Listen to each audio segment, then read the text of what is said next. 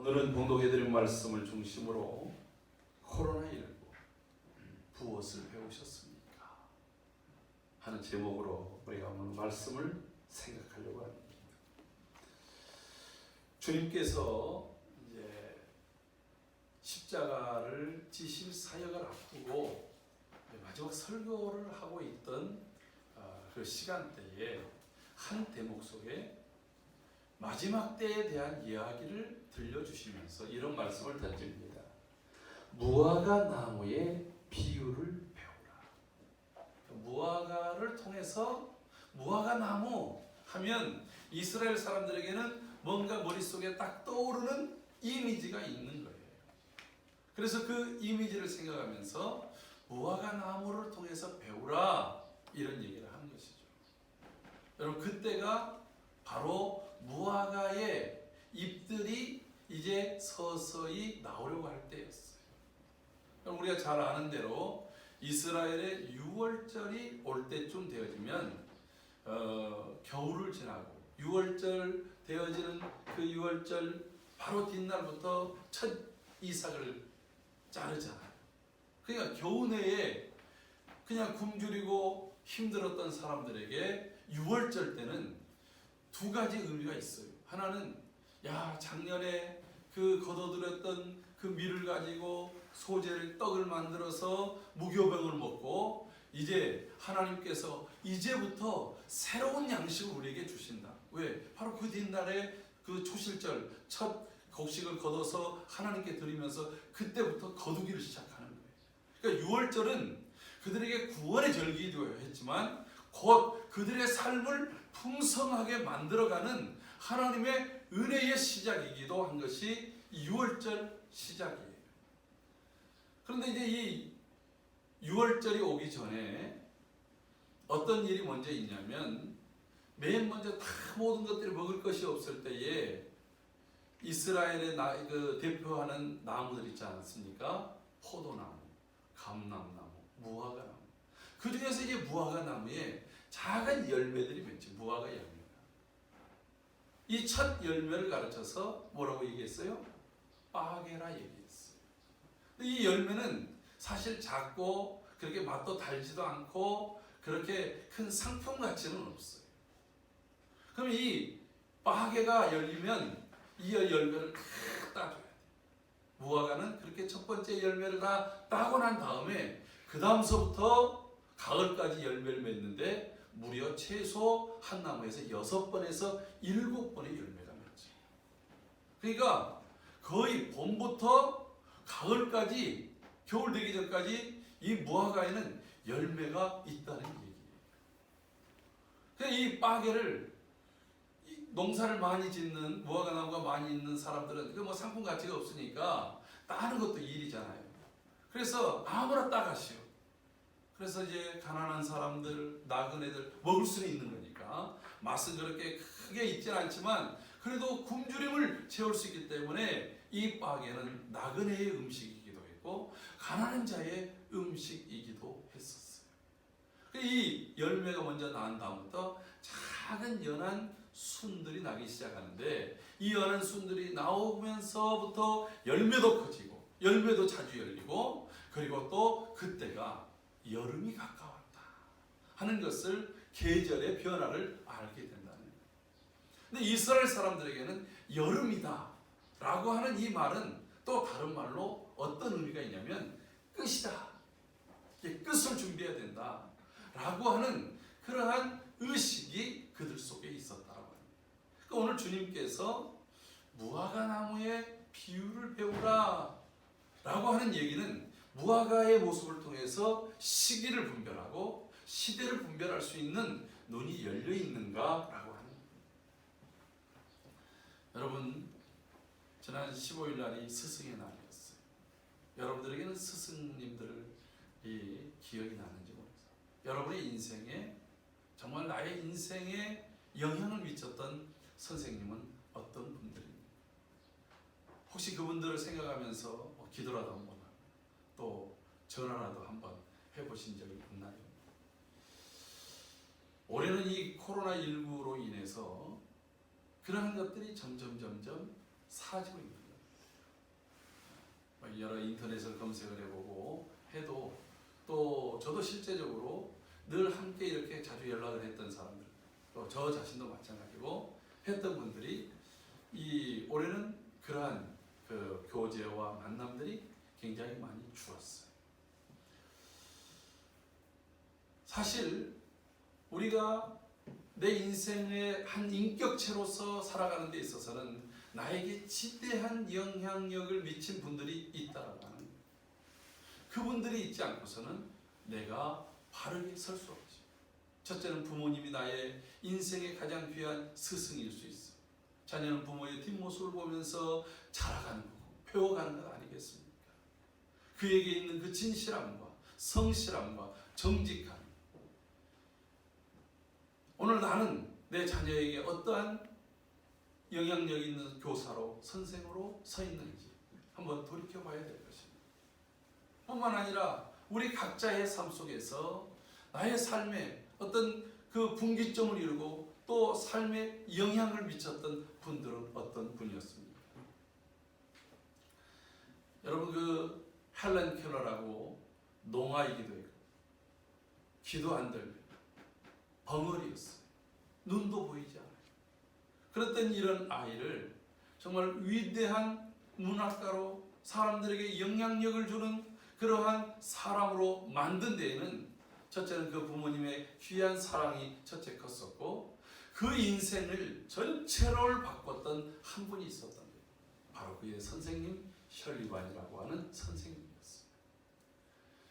그 일화들 속에서 보면 여러분 생각해 보세요. 볼 수도 없어요. 들을 수도 없어요. 말할 수도 없어요.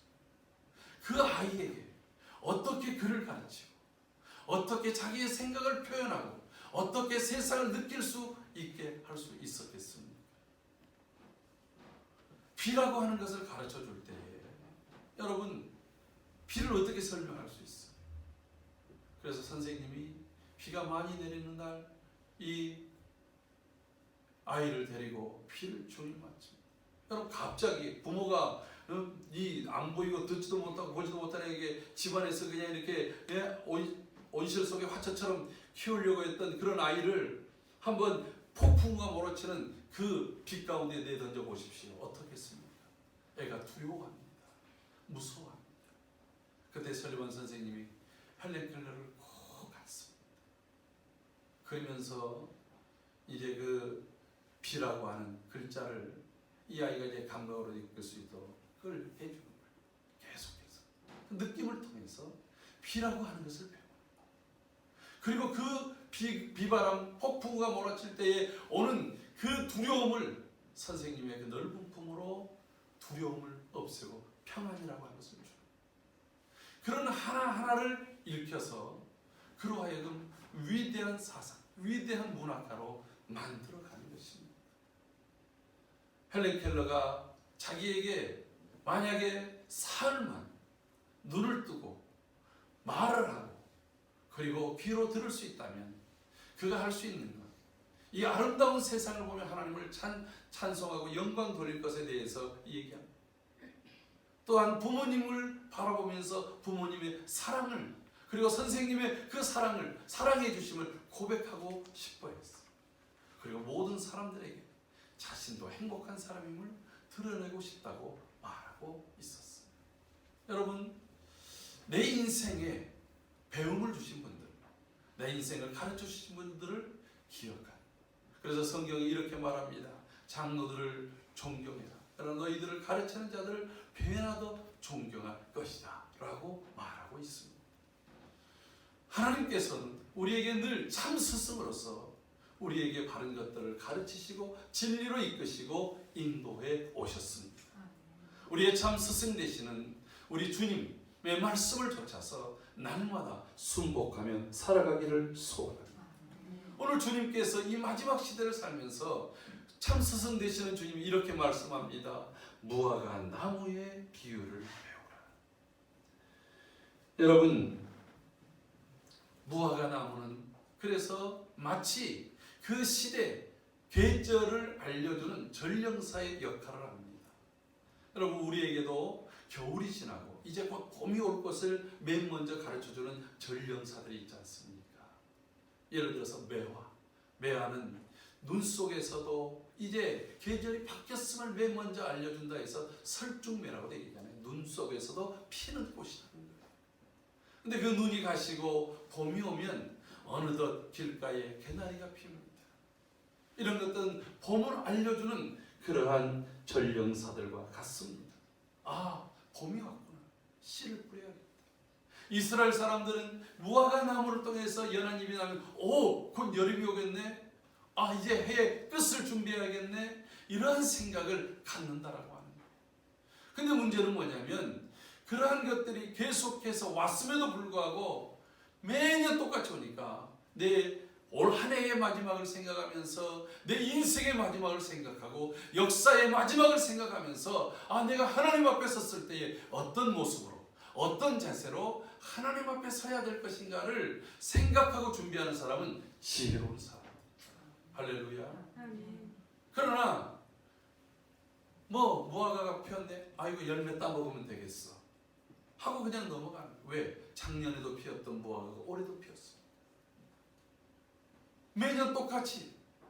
여러분, 모든 것들이 매년 똑같이 의식 없이 가다 보면 다람쥐가 쳇바퀴를 돌듯이 돌다가 인생이 맞춰버리고 마는 것과 같다라고 하는 거예요. 우리가 똑같은 길을 계속해서 반복해서 걷는 것처럼 보이지만 하나님의 역사의 시간은 하나님의 때를 향해서 지금도 달려가고 있다라고 하는 것입니다. 특별히 오늘 이 무화과의 비유를 통해서 주님이 가르쳐 주신 것은 역사의 종말과 이스라엘 백성들에게 있어서는 이스라엘의 종말을 예견하고 있었다라고 하는 거예요.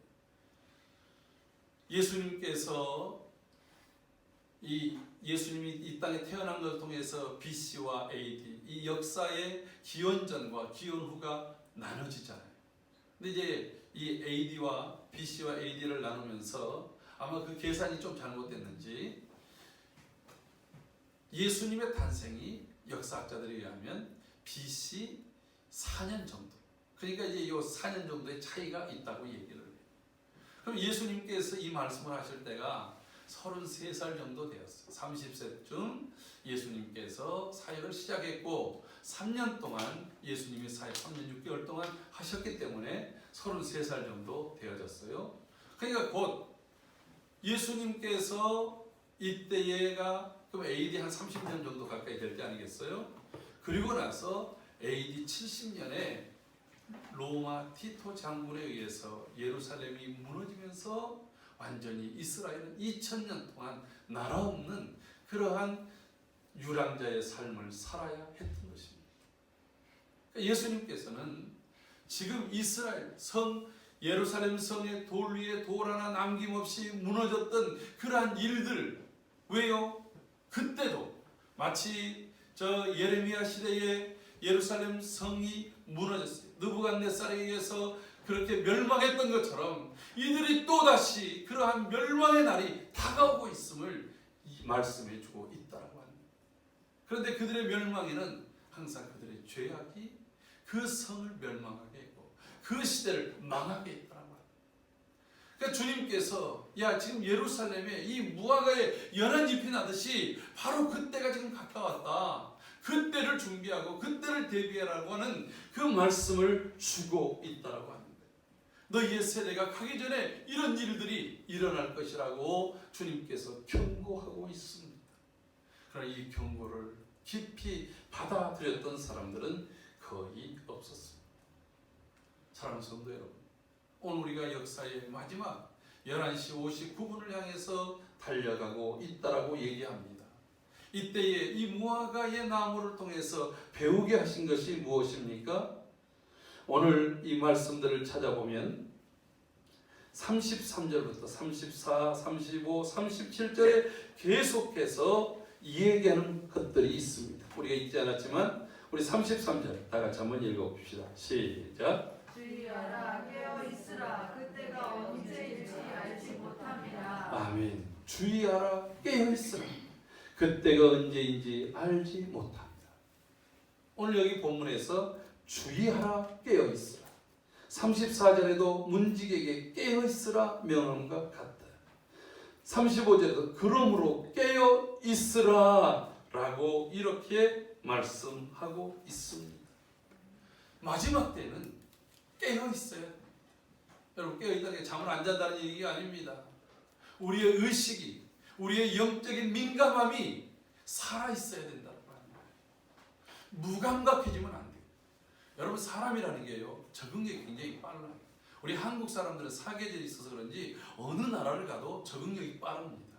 그래서 이제 선교학회에서는 선교사로 가장 최적의 요건을 갖춘 민족이 있는데 그게 대한민국이라는 거예요. 왜 그런 줄 아세요? 첫째는 사계절이 있으니까 더위에도 잘 견디고 추위에도 잘 견뎌요. 날씨가 뭐 그냥 봄, 가을이면 뭐 원래 잘 견뎌요. 여러분, 저 몽골 사람들에게 캄보디아 가서 선교하라고 해보세요. 굉장히 힘들어요. 캄보디아 사람들에게 몽골 가서 선교하라고 해보세요. 죽습니다, 겨울에. 한국의 추위에도 힘들어하는데. 근데 몽골 사람들이 한국의 겨울을 힘들어하더라고요. 왠 줄 아세요? 거기는 습도가 별로 없는데 우리는 습도가 있어가지고 거기보다 온도가 덜 떨어진데도 추워 죽겠대요. 우리 여기 찌그한테 물어보세요. 한국의 여름이 캄보디아 여름보다 더 힘들어요. 거기는 지금 4월, 5월 이때가 제일 더울 때 아니에요. 막 그냥 40도까지 올라가서 막 머리가 막 벗겨질 정도로 아프다고 하지만 그늘 안에 들어가면 괜찮아요. 근데 한국의 여러분 습도가 많아가지고 끈적끈적하고 막 더 처지게 만들어요. 그래가지고서 그 캄보디아에서 오래 계셨던 분들, 선교사님들이 한국에서 여름 지내는 게 아유 너무 힘들어 죽겠다. 캄보디아 가고 싶다는 거예요. 오늘은 거기가 더 높은데. 여러분, 우리 한국 사람들이 어디를 가도 잘 견뎌요. 그런데다가 몇몇 사람 빼놓고는 모든 음식을 그래도 잘 먹어요. 또 거기다가 뭐 고추장만 있으면 뭐 거기 짝짝 비벼가지고서 다 먹으니까 음식에도 그리고 또 문화에도 잘 적응을 해요. 근데 이 적응을 잘한다는 게 좋은 면도 있지만 너무 적응을 해가지고 안주해 버릴 수 있어요. 안주하다 보면 우리가 민감하지를 못해요. 그냥 그러려니 한다라고. 지금 이 코로나19로 인해서 우리 사회의 제일 큰 문제가 이제 뭐냐면 어떤 때에 갑자기 또 집단 감염이 되고 그렇습니까? 방심할 때. 오늘 제가 칼럼에도 방심해서는 안 된다라고 하는 글을 썼습니다. 실제적으로 그 질병관리본부에서도 그런 얘기를 하더라고요.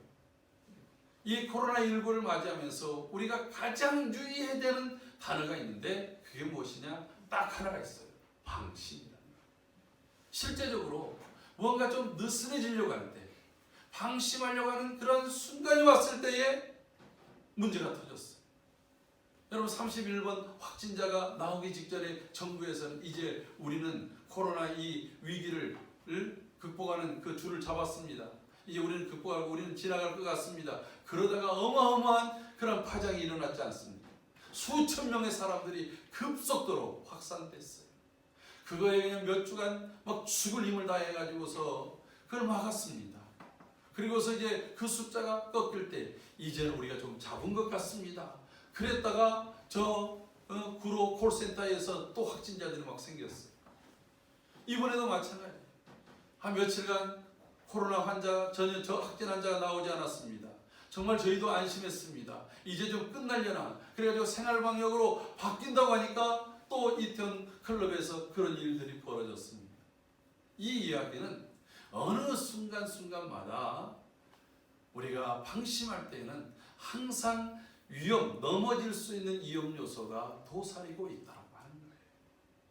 저 이천에 여러분 물류창고의 화재 같은 것들 왜 생겼겠어요? 위험 요소가 분명히 있음에도 불구하고 설마 괜찮겠지 하는 그 방심이 그런 문제를 일으키는 것 아니겠습니까? 주님께서도 말씀하십니다. 너희가 선줄로 생각하거든 넘어질까 두려워. 사도 베드로에게 그렇게 얘기했더니 베드로가 그 얘기를 똑같이 하잖아요. 오늘 우리가 방심해서는 안 돼요. 오히려 하나님께서 우리 시대에 보여주는 그 일들을 통해서 여러분, 짐승과 사람이 다른 점이 무엇이에요? 짐승은요 똑같은 일을 계속해서 반복하는 거예요.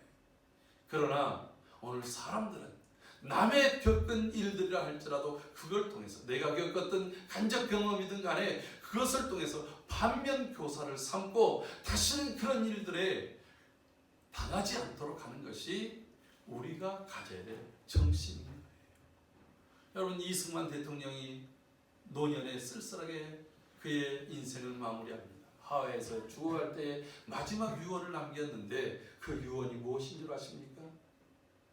갈라디아서 5장 1절 말씀입니다. 너희가 자유를 얻었으니 다시는 종의 멍에를 매지 말라. 그의 평생 그는 나라의 독립을 위해서, 나라의 재건을 위해서, 그가 나갈 때는 참 안타까운 모습으로 밀려나서 망명생활을 해야 됐지만 어쨌든 그의 삶 속에 후손들에게 물려주는 것은 우리가 반면교사를 삼아야 될 것. 다시는 과거처럼 다른 나라의 다른 민족에게 종로로 달리지 말라. 이것 아니겠습니까? 오늘 우리에게도 이 코로나를 통해서 배워야 될 것들이 있다라고 하는 것입니다. 여러분, 우리는 이 코로나를 통해서 무엇을 배워야 합니까? 첫 번째 배워야 될 것은요, 하나님께서 우리에게 매일매일 하루하루 주신 이것이 바로 기적이고 은혜라고 하는 것을 배워야 될 것입니다. 그래서 감사해야 돼요. 매일 나에게 오늘도 아침에 일어나서 호흡하게 하시고 내가 하나님 앞에 나와서 예배하고 그리고 이 주일을 지나고 또 한 주간 삶 속에서 힘을 다해서 살아갈 수 있게 하는 이 일상이 우리에게는 기적이요 하나님의 은혜임을 우리는 배워야 합니다. 여러분, 코로나19로 인해서 이런 일상이 사라져버리고 말았어요. 며칠 전에 한 간호사 인터뷰를 굉장히 해요. 그래서 왜 이렇게 그냥 별로 그렇게 말도 잘 못하시는데 이 하나 했더니 그날이 간호사의 날이었더라고요. 이제 이 간호사가 간호사 중에서 첫 번째로 코로나 확진을 했어요. 왜? 자원에서 대구 지역에 가가지고 의료 봉사를 하다가 그 코로나 환자에 의해서 확진을 받은 거예요. 그가 자원을 할 때 그는 가정이 있어요. 초등학교 다니는 아이도 있어요. 남편도 있어요. 그러니까 식구들에게 나 자원봉사가 합니다. 그 식구들이 처음에 그러니까 어서 가라고 가서 코로나 걸려도 괜찮다고 이렇게 했어요. 반대할 거 아니겠어요. 코로나 얼마나 위험한데. 근데 이제 몇 날 며칠을 설득했어요. 괜찮다고. 내가 안 가면 누가 가겠냐고. 그러니까 가는 사람들 많았어요. 그러니까 어쨌든 가서 그걸 하다가 2주째 되던 어느 날 갑자기 이 열이 오르고 설사가 나서 검진을 했더니 자기가 코로나 확진 환자가 됐어요. 그리고서 또 몇 주간 그 코로나 치료를 위해서 있는데 이분이 빨리 퇴원이 안 되는 거예요. 왜 퇴원이 안 되나 했더니 음성으로 나왔다가 다시 검사하면 양성으로 나오고 또 이제 며칠 있다 검사하면 음성으로 나왔다가 그래 한 번 더 있다가 검사하면 또 양성으로 나오고 이게 계속해서 왔다 갔다 반복을 하니까 퇴원을 못하고 있더라고요. 여러분, 그러면서 그가 하는 말이 저 가장 큰 소원이 뭐냐? 일상으로 돌아가고 싶어. 애와 더불어서 함께 손을 잡고 애를 하나는 유치원에 하나는 학교에 바래다 주고 싶어.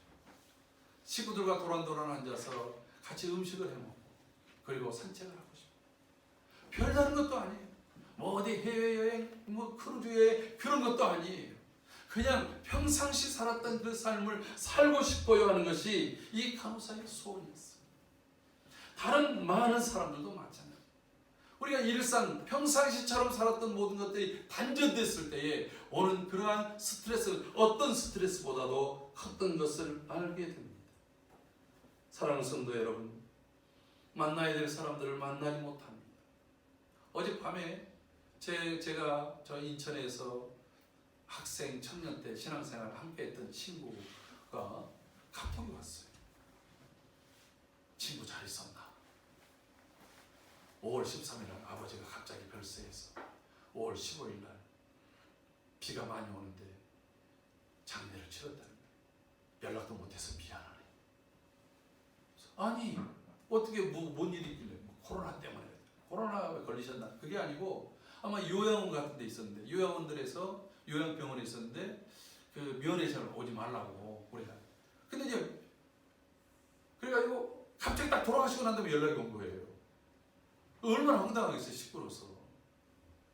그래서 멘붕에 있었는데 또 이제 그런 상황이니까 빨리빨리 장례를 치르다 보니까 저 선산이 있는 그 충청도 쪽에다가 공주에다가 가가지고 산에다가 비 맞으면서 그냥 묻고 올라왔다는 거예요.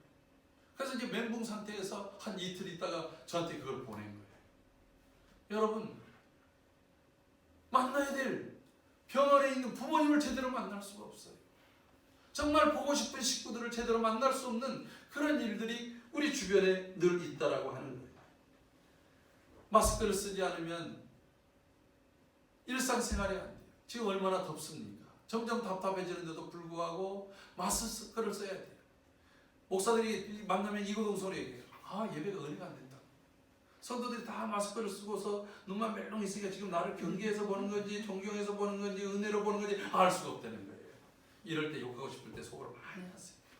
그런데 여러분, 이런 것들이 우리의 일상이 되어져 버리고 말았다라고 하는 거예요. 우리도 주일날 식사를 해야 되는데 식사 때문에 고민이 많은 거예요. 왜? 옛날처럼 함께, 사실 우리 한국 사람들의 식구라고 하는 것은 찌개도 같이 떠서 먹고 반찬도 같은 반찬을 막 집어 먹고 했는데 요즘에는 이제 그렇게 하는 것이 서로 부담스럽잖아요. 집안 식구들끼리도 그러면서 눈치 보기도 한다는 거예요. 하나님께서 우리에게 주신 일상에 평강이 있고 매일매일 속에 하나님의 은혜가, 하나님의 돌보심이, 하나님의 거룩한 역사가 여러분들 가운데 있기를 주의 이름으로 축복합니다. 그래서 우리가 배워야 됩니다. 하나님 내게 오늘도 일용할 양식을 주시고 내 삶의 터전을 주시고 내가 하루하루 살아갈 수 있게 하신 것이 하나님의 은혜이고 하나님의 사랑입니다.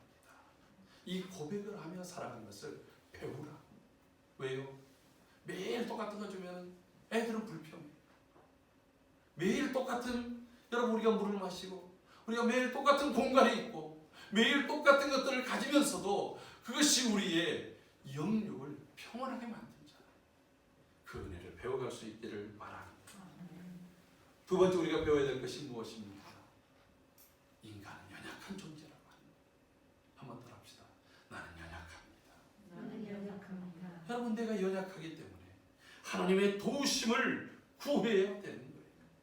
사람들은 늘 인간에 대해서 뭐라고 얘기합니까? 만물의 영장이라고 말합니다. 사람이 얼마나 위대한지, 이 지금 과학의 문명, 오늘 이 시대를 발전시켜 놓고 그리고 또 연구하고 해놓은 것들, 최소한 50년 전에 살았던 사람들이 오늘 지금 2020년대를 본다고 한다면 얼마나 놀라겠어요.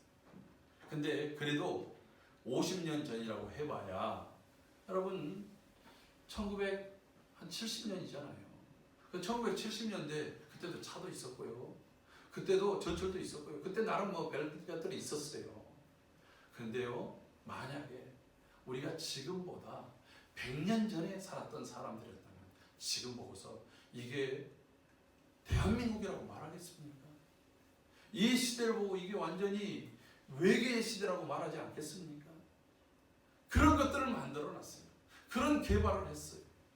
특별히 우리 한민족은 전쟁과 가난, 이 모든 것들을 다 겪었음에도 불구하고, 그리고 또한 억압과 착취를 당했음에도 불구하고 이런 민주화와 산업화를 일군 세계 어떤 나라도 이런 단시간에 이루지 못한 일들을 이룬 그런 민족이라고 하는 거예요. 이게 얼마나 대단한 일이에요. 그러나 눈에 보이지 않는 작은 바이러스에 툭툭 넘어지는 거예요. 이번에 그 이태원 갔다가 아이들에게 학원 강사가 아이들에게 이제 걸리게 했잖아요. 그 중학교회가 또 교회를 갔다가 가가지고 교회가 난리가 났잖아요. 다행인 것은 그 팔복교회가 굉장히 6.25 이후에 세워진 인천에 꽤 유명한 교회인데 교인들이 다 한 명도 양성이 나오지 않고 음성이 나왔다는 거예요. 할렐루야. 감사한 일이에요. 왜? 철저하게 마스크를 끼고 있었고 어쨌든 이 아이. 그런데 그 걸렸던 아이 한 명애가 1분간 초등학생하고 근거리에서 같이 있었다라고 하는 것만으로도 초등학교 아이가 감염이 되잖아요. 얼마나 이 전염력이 강하고 이 바이러스가 위험한 것인가 하는 것을 단적으로 보여주고 있는 것입니다. 그럼 하나님의 은혜가 아니면 안 된다고 하는 거예요. 우리가 이 일상 속에서 생활 방역, 마스크를 쓰고 손도 잘 씻고 거리감도 두고 그런 그 유의를 잘 해야 되지만 어느 순간 어떤 찰나에 우리가 거기에 걸려갈지 모른다는 거예요. 우리는 연약한 존재입니다. 젊은이들 왜 많이 걸립니까? 젊기 때문에 나는 안 걸린다 이거예요. 나는 걸려도 금방 나을 수 있다라고 하는 거예요. 근데 지가 걸려서 연세 드신 지 할머니 걸려서 돌아가시면 누구 책임이겠어요? 여러분, 우리가 이거 깨달아야 돼요. 우리는 조금만 나아지면 우쭐거리는 마음이 생겨요. 목에 힘이 들어갑니다. 목소리가 세집니다. 하나님 앞에 나는 연약한 존재입니다. 겸손하게 부르짖는 우리의 모습이 되어야 할 줄로 믿습니다. 세 번째 배워야 될 것이 있습니다. 그게 무엇입니까? 대충 살아서는 안 된다.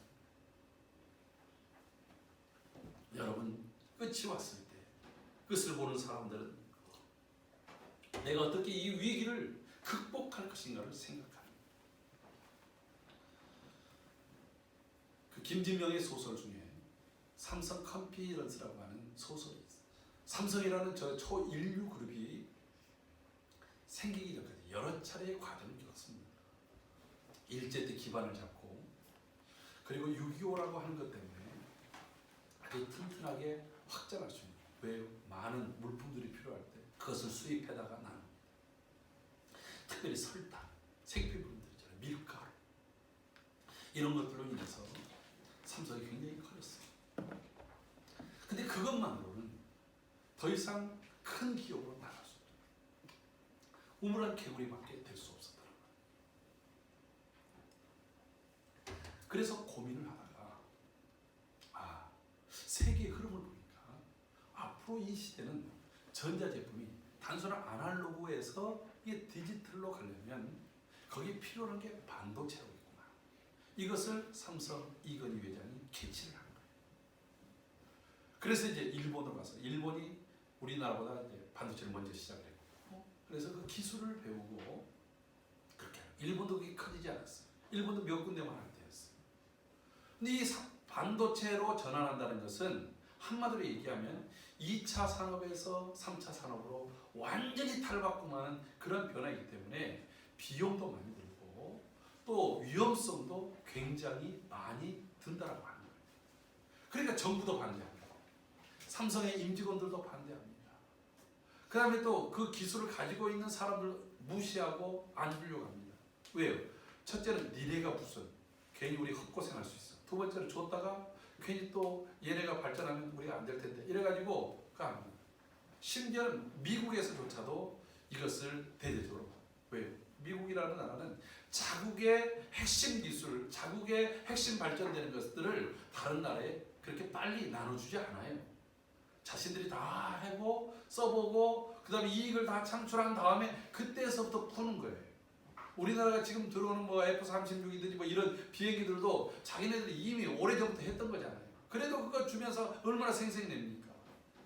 공짜로 주는 것도 아닌데도 말이죠. 그러니까 그런 일들이 굉장히 많아요. 그런데 리더는 온갖 반대도 불구하고 이 길만이 살 길이다라고 생각을 했을 때는 거기에 과감한 결단을 하는 거예요. 사랑하는 성도 여러분, 그 일을 하는데 이거는 아주 옛날에는 대충 하면 됐었어요. 우리나라 제품하고 일본 제품하고 비슷한데 가격 차이가 많이 났었어요, 과거에는. 그래서 저희 선배 목사님들이 그래요. 1970년대까지만 하더라도 메이드 인 코리아 하면 못 맞는 것, 별로 쓸모없는 것, 이렇게 한국 사람들 스스로도 그렇게 생각을 했다는 거예요.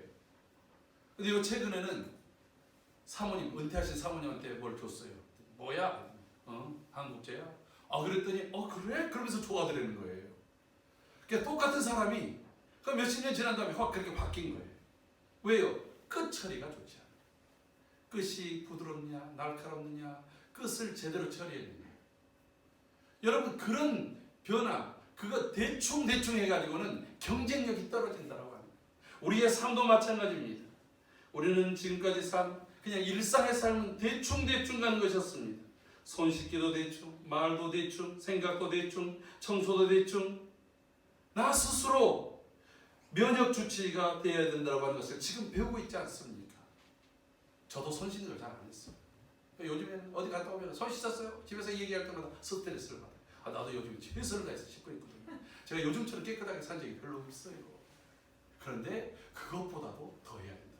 이것이 아예 이제 습관이 되고 삶이 되어져야 한다라고 하는 것이에요. 우리의 신앙생활은 어떻습니까? 지금 나는 하나님 앞에서 나의 영적인 질서를 세우기 위해서 지금 민감하게 살아가고 있습니까? 하나님 말씀대로 살아가고 있습니까? 우리를 거룩하게 하는 것은 오직 하나님의 말씀과 기도라고 하는데 그 일에 얼마나 최선을 다하고 있습니까? 대충 하다가는 사단의 공격 대상이 되고 사단에게 늘 넘어질 수밖에 없다라는 거예요. 대충 하는 것은 빈틈이 많은 거예요. 사단은 그 틈을 가지고 우리에게 공격해오는 것 아니겠습니까? 사단에게 틈을 주지 맙시다. 근신하여 깨어 있어야 될 줄로 믿습니다. 여러분 마지막으로 한 가지 더 배워야 될 게 있어요. 지금 마스크를 다 쓰고 있습니다. 마스크를 쓰니까 마스크 쓴 상태에서 찬송, 마이크 잡고 찬송하는 사람이 얼마나 힘들어요. 여러분 마스크 쓰니까 찬송 열심히 옛날만큼 세게 안 하잖아요. 왜? 그러면 곧바로 나한테 냄새가 다 들어오고 힘들다 이거예요. 마스크를 쓰면서 말수가 좀 줄었어요.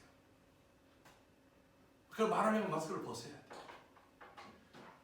그렇지 않습니까? 오늘 우리가 우리의 삶 속에서 그리스도인들이 얼마나 막말을 많이 했습니까? 세상에서 덕이 되지 않은 말들을 했습니까? 살리는 말보다는 죽이는 말들, 위로의 말보다는 오히려 저주의 말들이 우리 안에 더 많지 않았습니까? 하나님의 복음을 증거해야 될 우리의 말이 오히려 욕심을 쫓는 말들로 많아졌었다고 한다면 우리가 이 코로나를 통해서 배워야 될 것입니다. 바른 말들을 더 하고 그리고 그와 같은 말들을 줄이는 오늘 우리의 입술, 그래서 하나님의 앞에 서야 될 하나님의 뜻을 쫓아서 해야 될 말들에 대해서는 우리의 나팔을 열고 세상에 대해서는 입을 닫는 저와 여러분들이 될 수 있기를 주의 이름으로 축복합니다. 아멘. 하나님의 말을 하는 사람들, 하나님의 말들로 채워진 사람들, 거기에 생명이 있고 은혜가 있고 그리고 진리가 있을 줄로 믿습니다.